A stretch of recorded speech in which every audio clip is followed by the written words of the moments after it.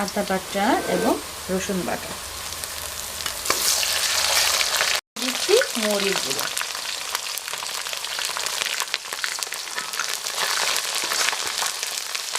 আলু কেটে ধুয়ে রেখেছিলাম,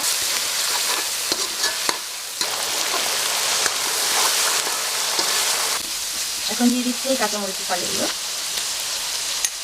দিয়ে দিন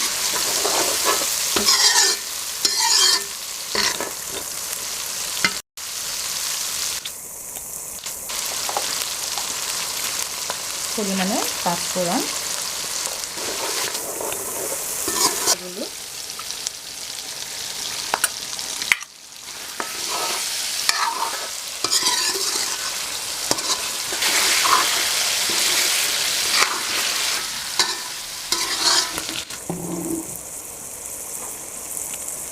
এখন আমি দিয়ে দিচ্ছি চিনি গুঁড়া, চালটা ধুয়ে পরিষ্কার করে রেখে দিয়েছিলাম, এটা দিয়ে দিচ্ছি।